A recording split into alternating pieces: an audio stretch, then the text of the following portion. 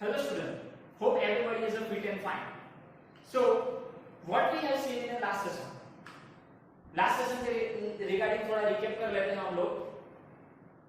Introduction to computer जो हमने last session में ऑलरेडी देख लिया था कि उसका बेसिक इंट्रो क्या है। Second one is working of a simple computer जो मैंने उसकी आपको वर्किंग प्रोसेस समझाई थी, input process and output and simple model of a computer. There are three types of model, input unit, output unit, processing unit or processor. So today we will understood those topics. The topic are input unit, memory and control unit, output unit, characteristic and advantage, software, hardware and framework. First one is input unit. Input stands for what? Already आप लोगों को पता है, हमने last lecture में already revise कर लिया है। लास्ट लेक्चर में ऑलरेडी हमने पढ़ लिया है कि इनपुट क्या है। Set of data and instruction provide by the user. Okay, तो वो हम उसको क्या बोलते हैं हमें इनपुट। बट जब हम इनपुट देते हैं तो इनपुट देने के लिए हम कुछ ना कुछ डिवाइस का यूज करते हैं। The input unit provide a facility to enter data and instruction into the computer. Okay, input mechanism support many devices. आपको पता है जब भी हमें इनपुट देना है तो इनपुट के रिगार्डिंग हमारे पास कुछ ना कुछ डिवाइस होगा। फॉर एग्जांपल जब मैं कंप्यूटर पे आके कंप्यूटर में वर्क करता हूं तो कंप्यूटर के कुछ पार्ट्स है, उसमें से एक पार्ट है कीबोर्ड। कीबोर्ड का यूज करके मैं कुछ भी इंफॉर्मेशन, कुछ भी डेटा में इंसर्ट कर सकता हूं। कहां पे? कंप्यूटर के अंदर। तो कीबोर्ड एक इनपुट यूनिट है। एग्री और not? See the example over here. First one is keyboard, second one is mouse, and third one is joystick. सभी के रिगार्डिंग आपको नॉलेज है। माउस का यूज किया है, कीबोर्ड का यूज किया है, ये मोस्ट पॉपुलर है। जॉयस्टिक हम गेमिंग के लिए यूज करते हैं। ओके, तो आप लोगों ने देखा होगा यहाँ पे कुछ ना कुछ बटन है। बटन से क्या होगा, हम सेट ऑफ इंस्ट्रक्शन किसको दे रहे हैं? अपना जो भी डिवाइस है उसको। Agree? What is input unit? इसके ये मैंने एग्जांपल आपको बेसिक बता दिए। उसके रिगार्डिंग दूसरे जितने भी एग्जांपल है आपको मुझे नोट में राइट डाउन करके मुझे नेक्स्ट लेक्चर में बताना है। Next is memory and control. अभी आपको पता है कंप्यूटर के अंदर मेमोरी है, जैसे हमारे पास ब्रेन है वैसे कंप्यूटर के अंदर भी मेमोरी है। पर मेमोरी का कुछ ना कुछ कंट्रोलिंग है। ओके, जैसे कंप्यूटर अपनी मेमोरी को भी कंट्रोल कर सकता है, जैसे हम अपनी मेमोरी को, अपने ब्रेन को कंट्रोल कर सकते हैं, वैसे कंप्यूटर की भी मेमोरी को कंप्यूटर कंट्रोल कर सकता है। वो कौन करता है? Control. Okay, once input is collected via input device, the input is needed to be stored in a computer memory. Okay, जैसे ही हम कंप्यूटर के अंदर कुछ भी इनपुट देते हैं वो इनपुट कहां पे जाएगा? सीधा कंप्यूटर मेमोरी के अंदर। Okay, computer memory retain data, instruction and process output for a while short duration or for a long term. आपको पता है जो भी हमारा सेट ऑफ इंस्ट्रक्शन अगर इंपॉर्टेंट है तो वो क्या, उसको हम क्या करेंगे? लॉन्ग टर्म के लिए हमारे जो भी डिवाइस है, कंप्यूटर है, उसकी मेमोरी के अंदर हम स्टोर करेंगे। ओके, उसे हम लॉन्ग टर्म के लिए भी स्टोर करके रख सकते हैं और शॉर्ट टर्म के लिए भी स्टोर करके रख सकते हैं। There are two types of memory. First one is primary and second one is secondary or auxiliary. Okay, MCQ के अंदर आ सकता है most time के MCQ। Two types of memory. First one is primary and secondary. First is primary memory. Primary memory is a temporary memory or a main memory. Most time के MCQ यहाँ पे MCQ निकल सकता है कि primary memory को दूसरे कौन से नामों से जा सकता है? तो temporary memory और main memory, और उसको volatile memory भी बोल सकते हैं। ओके, तो यहां से आई थिंक ये तीन लाइन में से मैं अप्रोक्सीमेटली 5 या 6 क्वेश्चन निकाल सकता हूं। ओके, आपको ट्विस्ट करके मैं ये क्वेश्चन यहां से निकाल के आपको एग्जाम में पूछ सकता हूं। ओके, और एग्जांपल क्या है मेमोरी का? तो रैम। आप लोग ये वर्ड से बहुत ज्यादा परिचित हो, आपको ये वर्ड बहुत ज्यादा आपको ये वर्ड आपको अच्छी तरह से पता है कि रैम क्या है। RAM stands for what? Random access memory. Okay, ये वर्ड आप लोगों ने बहुत सुना होगा। जब आप मोबाइल भी परचेस करते हो तो मोबाइल भी परचेस करने के टाइम पे आप बोलते हो कि मुझे ज्यादा रैम वाला फोन चाहिए। पीसी लेते हो तो पीसी, कंप्यूटर परचेस करते हो तो कंप्यूटर में मुझे ज्यादा रैम वाला कंप्यूटर चाहिए। क्यों? रैम का यूज किया है। ओके, तो देखते हैं रैम कंप्यूटर के अंदर भी यूज होती है, कुछ ऐसी दिखती है। ओके, ऐसी एक चीप है जो चीप हमें कंप्यूटर की की जो भी सर्किट है, जो भी उसका कैबिनेट है, उसके अंदर हमें फिट करनी पड़ती है। एग्री? तो उसको टेम्पररी मेमोरी बोला गया। फॉर एक एग्जांपल मैं लेता हूं यहां पे एग्जांपल कि मैं एक डॉक्यूमेंट में वर्क कर रहा हूं। ओके, डॉक्यूमेंट में वर्क कर रहा हूं, एट दैट टाइम मान लीजिए कि इलेक्ट्रिसिटी चली गई। इलेक्ट्रिसिटी चली गई, मैंने डॉक्यूमेंट में पूरा 2-3 पेज जैसे मैंने मेरे डेटा उसमें डाल दिए, पर मैंने वो जो भी डेटा था वो मैंने सेव करना भूल गया।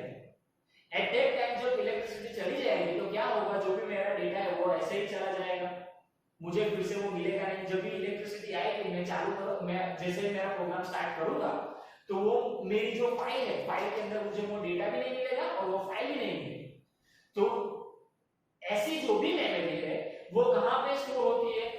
टेम्पररी मेमोरी के ऊपर। जो भी हम सेट ऑफ इंस्ट्रक्शन जो भी देते हैं, जो हम स्टोर नहीं करते, जिसे प्राइमरी मेमोरी बोलते हैं, वो कहां पे स्टोर होती है? वो टेम्पररी मेमोरी के अंदर। टेम्पररी मेमोरी दैट मींस के वो जो भी डेटा है हमारा कहां पे स्टोर होता है? रैम के अंदर। ओके, जितना काम करना हो उतना काम तक वो डेटा अपने रैम के ऊपर स्टोर रहेगा। जैसे ही काम फिनिश वैसे अपना डेटा फिनिश वहां से। एग्री? समझ में आ गया रैम क्या है? रैम प्राइमरी मेमोरी नाम उसके टेम्पररी मेमोरी बोल सकते हैं, मेन मेमोरी भी बोल सकते हैं, और उसको वॉलेटाइल मेमोरी भी बोल सकते हैं। RAM stands for what? Random access memory. Second one is secondary memory. Device that is secondary memory are called secondary storage device. Okay? जो भी secondary storage में मेमोरी को, जो भी हमारा डेटा है वो स्टोर करने के लिए जो भी मेमोरी यूज होती है उसको सेकेंडरी स्टोरेज डिवाइस बोलते हैं। फॉर एग्जांपल हमारे पास मोस्ट पॉपुलर है, आपने नाम सुना होगा हार्ड डिस्क। कहां पे होती है वो? कंप्यूटर के अंदर। ओके, कंप्यूटर के अंदर कंप्यूटर की एक मेमोरी है। ये जो भी हमारा सेट ऑफ इंस्ट्रक्शन, जो भी हमारा डेटा है, फाइल्स है, वीडियो है, इमेजेस है, वो कहां पे स्टोर होती है? पूरी हार्ड डिस्क के अंदर। तो ये मेमोरी कौन सी मेमोरी है? हमारी सेकेंडरी मेमोरी। उसको हम नॉन वॉलेटाइल मेमोरी भी बोल सकते हैं। उसको रोम भी बोल सकते हैं, रीड ओनली मेमोरी। ओके, उसका कुछ डायग्राम ऐसा है, जो कुछ ऐसा दिखता है, सॉरी डायग्राम नहीं, उसकी इमेज की ऐसी दिखती है, जो हमारे जो चिप है, चिप के ऊपर ये फिक्स होता है। एग्री? सबको पता चल गया? There are two types of memory, first one is primary, second one is secondary, और उसको क्या बोलते हैं? ऑक्सिलरी मेमोरी भी बोल सकते हैं। Okay, to execute instruction a computer needs to perform some arithmetic and logical computation. The arithmetic and logical computation are performed by a unit called ALU, arithmetical logical unit. आपको पता है कि computer के अंदर हमें कुछ अरिथमेटिक कैलकुलेशन रिगार्डिंग भी हम वर्क कर सकते हैं। अभी हमारे पास अरिथमेटिक ही काम करना है तो हमारे पास बेसिक कैलकुलेटर है, हम उस पे बैठ के प्लस माइनस मल्टीप्लिकेशन वो सब तो कर ही सकते हैं। बट आपको कुछ लॉजिकली वर्क करना है तभी भी आप कंप्यूटर का यूज कर सकते हैं। Agree? Second one is ALU stands for what? MCQ के अंदर आ सकता है, ALU stands for arithmetic logical unit. Okay, there is a CU contained in it beside the ALU which manage execution of an instruction. जो भी आप input दे रहे हो, इनपुट के ऊपर उस जो भी आपका डेटा है उसको एग्जीक्यूट करना, वो फाइल को जो भी प्रोसेस है वो प्रोसेस में वर्क करना, वो सारा काम किसका है? CU का। CU मींस कंट्रोल यूनिट और ALU means arithmetical logical unit. Most time पे एमसीक्यू पेपर में आ सकता है, एग्जाम के अंदर आता है। ALU स्टैंड्स फॉर व्हाट और CU stands for what? Understood everyone? Okay, next is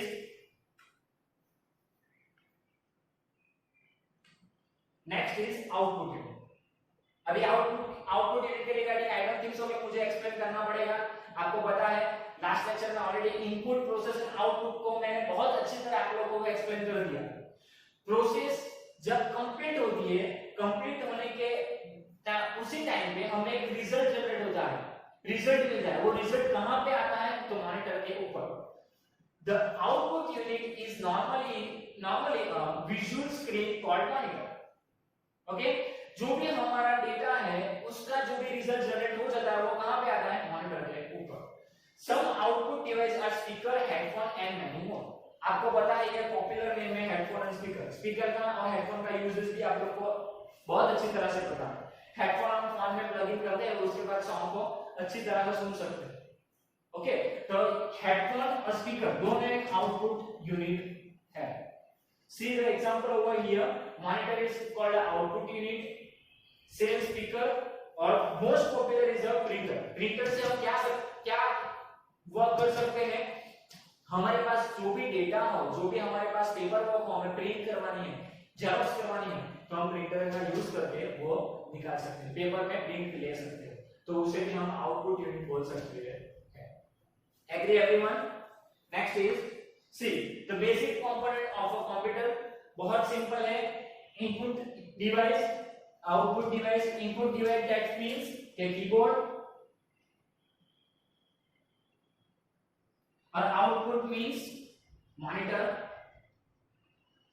ये एग्जांपल के लिए मैं ले रहा हूं, आपको इजीली अंडरस्टैंड हो सकता है इसलिए। ओके, इनपुट यूनिट से आप कुछ भी डेटा दोगे, कुछ भी सेट ऑफ इंस्ट्रक्शन एंटर करोगे जैसे कंप्यूटर के अंदर, तो वो हमारा कौन हैंडल करेगा? हमारा जो कंट्रोल प्रोसेसिंग यूनिट है वो उसे हैंडल करेगा। जो भी प्रोसेसिंग हो, वो चाहे अरिथमेटिक प्रोसेसिंग हो, वो चाहे लॉजिकल प्रोसेसिंग हो, वो सारे प्रोसेसिंग को वो हैंडल करेगा, अपने मेमोरी के अंदर स्टोर करेगा। स्टोर करना जरूरी है तो स्टोर करेगा, वरना वैसे ही आपको डायरेक्ट आउटपुट दे देगा। कहां पे देगा? आपके सिस्टम पर। तो ये बेसिक कंपोनेंट है computer. Everyone understood? Okay, the next is characteristic and advantage of computer. 5 characteristic हैं। First means automation, second one is accuracy, third one is long term storage, fourth one is ability to perform mechanical and respective tasks, and the last one is programmability. Okay, automation. Computer can automatically perform a given task. आपको पता है computer पे आप जो भी work करते हो वो ऑटोमेटिकली आप एक बार उसको इंस्ट्रक्शन दे दो कि ये वर्क हमें रिपीटेटिवली करना है, तो वो खुद ही करेगा, वो खुद ही ऑटोमेटिकली उसका काम करेगा। आप लोग को बारी बारी से वहां पे जाके उसको इंस्ट्रक्शन देना पड़ेगा नहीं। मान लीजिए कि मैं एक जेरॉक्स बुक की जेरॉक्स कर रहा हूं, जैसे ही मैं एक बार उसको जेरॉक्स के रिगार्डिंग कमांड दे दूंगा, बाद में वो बहुत जितने भी पेजेस हो उसकी जेरॉक्स वो ऑटोमेटिकली लेगा। एग्री? तो first one is automation, second one is accuracy. Accuracy that means कि वो एक एग्जैक्ट रिजल्ट देगा, हाईली एक्यूरेट रिजल्ट। ओके, उसका जो एग्जैक्ट रिजल्ट है वो ही आपको डिस्प्ले करेगा। इन केस यहाँ पे मान लीजिए कि आप कुछ कैलकुलेशन कर रहे हैं कंप्यूटर के अंदर, ओके, कंप्यूटर के अंदर कुछ कैलकुलेशन करने के टाइम गलती से आप कुछ रॉन्ग इनपुट दे देते हो। जैसे ही आप रॉन्ग इनपुट देंगे तो रॉन्ग इनपुट से क्या होगा? आपको आंसर ही रॉन्ग मिलेगा। आप राइट इनपुट दोगे तो राइट आंसर मिलेगा। रॉन्ग इनपुट देने से क्या होगा? जो भी उसकी वैल्यू होगी वो कहां पे स्टोर हो जाएगी? Garbage in garbage out. Okay, क्योंकि वो किसकी मिस्टेक है? हमारी मिस्टेक है। कंप्यूटर तो एक्यूरेट है, जैसा आप वर्क दोगे वो ही काम आपको करके देगा। अगर आपने गलत दिया तो वो गलत ही देगा, आपने सही दिया तो वो सही देगा। इसीलिए उसको क्या बोलते हैं? Accurate. Everyone understood? Second one is accurate, third one is long term storage. Everyone know कि long term storage that means what? कि हमारा कोई ऐसा इंपॉर्टेंट डेटा है कंप्यूटर के अंदर, मान लीजिए कि कुछ मैरिज के फोटोग्राफ्स है, वीडियो है, म्यूजिक से, जो मेरी मेमोरीज है, वो सारी मेमोरी को मुझे कंप्यूटर के अंदर स्टोर करके रखना है, तो मैं लॉन्ग टर्म तक उसको स्टोर करके अपने कंप्यूटर के अंदर रख सकता हूं। ओके, तो long term support ability to perform mechanical and repetitive tasks, able to perform mechanical tasks in consistency manner. Okay, जो भी आपका टास्क है, मैंने बोला था कंप्यूटर एक गाइडलाइन पे, स्टेप बाय स्टेप गाइडलाइन पे वर्क करता है, तो उसका जो भी मैनर है वो मैनर को लेके ही आपको वर्क करना पड़ेगा। ओके, आप अपनी मर्जी से उसको मॉडिफाई नहीं कर सकते, अपनी मर्जी से उसको उससे काम नहीं उससे करवा सकते। ओके, तो वो यहाँ पे कहा गया है कि ability to perform mechanical and respective task. Last one is programmability. program to execute predefined set of instructions, return a program once and execution in a many times saves lots of time and cost. Okay, programmability, computer के अंदर आप जो भी work करते हो वो work को हम बारी से एक ही वर्क को हम यूज कर सकते हैं बारी बारी। पर हमारा मान लीजिए कि मैं ये पीपीटी में वर्क कर रहा हूँ, एट दैट टाइम जब नेक्स्ट लेक्चर में मुझे इसके रिगार्डिंग एक्सरसाइज आपको देनी है तो मैं क्या करूंगा, ये पीपीटी के अंदर 2-3 स्लाइड ऐड कर दूंगा। ओके, तो मेरा डेटा तो वही है, सिर्फ मैंने क्या किया, मैंने वैल्यू चेंज की उसमें, मैंने सिर्फ उसमें डेटा जो भी है मेरा एक्स्ट्रा जो भी डेटा है मैंने डेटा एंटर किया। ओके, तो आप एक ही प्रोग्राम को बारी से यूज कर सकते हो अपने प्रोग्राम के अपने कंप्यूटर के अंदर, बट क्या आप वैल्यू उससे चेंज करोगे तो भी वो प्रोग्राम वर्क में रहेगा। एग्री? तो ये 5 है यहाँ पे। First one is automation, second one is accuracy, third one is long term support, fourth one is ability to perform mechanical and respective tasks, and last one is programmability. Everyone understood characteristic and advantage of a computer? Exam में आ सकता है। Next one is software. Set of instruction is called a program. Set of instruction जो भी हमें करवाना है computer के रिगार्ड कंप्यूटर से, तो हमें उसके रिगार्डिंग हमारा डेटा रेडी रखना पड़ेगा। ओके, तो यहाँ पे लिखा है सेट ऑफ इंस्ट्रक्शन, जो भी हमारे पास डेटा है, डेटा के रिगार्डिंग हमें जो भी इंस्ट्रक्शन देनी है वो हमें रेडी रखना पड़ेगा।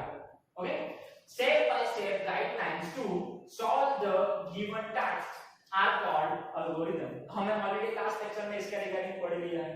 Step by step clear guidelines पे वो वर्क करता है कंप्यूटर का। आप कंप्यूटर को अपनी मर्जी से अपनी मर्जी से काम वर्क नहीं करवा सकते। ओके, तो उसकी जो भी गाइडलाइन है वो हमें फॉलो करनी पड़ेगी। The logic prepared for getting the given task done using an algorithm is known as software. Okay, तो मान लीजिए एक एग्जांपल लेता हूं, मुझे सी द डायग्राम मैं एग्जांपल लेता हूं कि मुझे एक सॉफ्टवेयर डिजाइन करना है। तो सॉफ्टवेयर डिजाइन करने से पहले मुझे वो सॉफ्टवेयर को पूरी तरह से रीड करना पड़ेगा कि वो सॉफ्टवेयर की रिक्वायरमेंट क्या है। ओके, तो यहाँ पे बेसिक कंपोनेंट यही है, सॉफ्टवेयर का मेन कॉन्सेप्ट यही है कि उसके रिगार्डिंग हमारे पास कुछ डॉक्यूमेंटेशन हो, कुछ पेपर वर्क करना पड़ेगा उसके रिगार्डिंग। उसके बाद हमारे पास उसके रिगार्डिंग जो डेटा हो जाए, डेटा कलेक्ट हो जाएगा, उसके बाद में उसके रिगार्डिंग जो भी मेरी इंस्ट्रक्शन है, जो भी मेरे प्रोग्राम है वो मैं फॉलो करूंगा। और वो सारे कंपोनेंट जब कंप्लीट हो जाए तभी मेरा जो सॉफ्टवेयर है वो design. Agree? Everyone understood what is software? Software के रिगार्डिंग एमसीक्यू में क्वेश्चन आ सकते हैं। Everyone understood? Okay, next is hardware. Hardware is a comprehensive terms for all physical part of our computer. Okay? सबको पता है हार्डवेयर क्या है। हार्डवेयर को हम देख सकते हैं, उसको छू सकते हैं।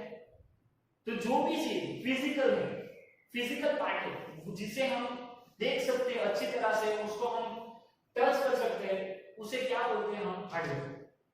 हार्डवेयर कहाँ पे होता है? तो कंप्यूटर के अंदर भी हार्डवेयर होते हैं। वो हार्डवेयर पे ही वो सारी रैम है, रोम है, जो चिप है, वो सारे यूनिट होते हैं। तो रैम रोम भी एक हार्डवेयर का ही एक पार्ट है। Everyone understood? यहाँ पे कुछ एग्जांपल है, कीबोर्ड, माउस, सीपीयू, वो सारे हार्डवेयर ही हैं। Okay, last one is firmware. Software is closely coupled with hardware. It is known as firmware. Software के साथ बहुत क्लोजली फर्मवेयर का भी कुछ ना कुछ वर्क है अपने कंप्यूटर के अंदर। The software embedded with the hardware usually facilitate use and applicable of a hardware. जैसा हमारा हार्डवेयर है उसके रिगार्डिंग हमारा कंप्यूटर के अंदर सॉफ्टवेयर होगा। ओके, अपने हार्डवेयर के अंदर, हार्डवेयर पे आप सॉफ्टवेयर को इंस्टॉल करना पड़ेगा, तभी आप उसके रिगार्डिंग जो भी सॉफ्टवेयर हो उसे यूज कर पाओगे। For example microwave, traffic light, washing machine, बहुत सारे एग्जांपल हैं। कैसे वो भी मैं आपको एक्सप्लेन करता हूँ। क्यों उसे फर्मवेयर बोलते हैं? हर एक के घर पे आई थिंक सबने वॉशिंग मशीन को देखा ही होगा। तो वॉशिंग मशीन के ऊपर आपने देखा होगा कि एक एलईडी स्क्रीन होती है, उसके ऊपर उसके बाजू में कुछ बटन्स होते हैं। वॉशिंग मशीन का जनरली यूज क्या है, हम जो भी हमारे जो भी क्लोथ है, जो वो सारी चीजों को हम धोने के लिए उसके वॉशिंग मशीन का यूज करते हैं।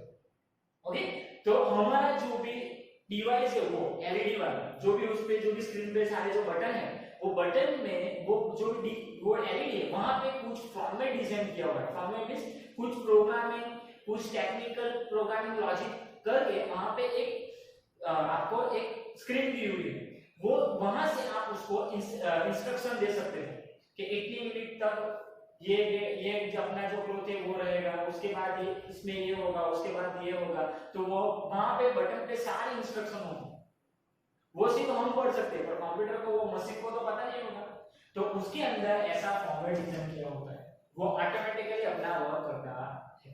तो एवरीवन अंडरस्टूड? जैसे ट्रैफिक लाइट को भी पता है, ट्रैफिक लाइट भी 3 टाइप की होती है, आप लोगों को पता है, रेड, ग्रीन, येलो। वो उसका भी कुछ काम ऐसा ही है, आपको पता है ग्रीन मींस क्या, रेड मींस क्या। ओके, तो इसे फॉर्मवेयर बोलते हैं। Everyone understood what is hardware and what is firmware? Okay, hope you have understood. Okay, here I give you some exercises. आपको एक्सरसाइज करनी है नोट में, जैसे लास्ट लेक्चर में हमने किया था वैसे ही आपको ये भी एक्सरसाइज फॉलो करनी है। First, list input unit device, second is output unit device, list characteristic of computer, list hardware example and firmware example. ये सारे आपको नोट में राइट डाउन करके मुझे स्नैपशॉट भेजना है। Okay, so hope everyone understood all the topics. Please contact me if regarding any topics. I am always help you. Okay, so see you in the next lecture. Have a nice day, student.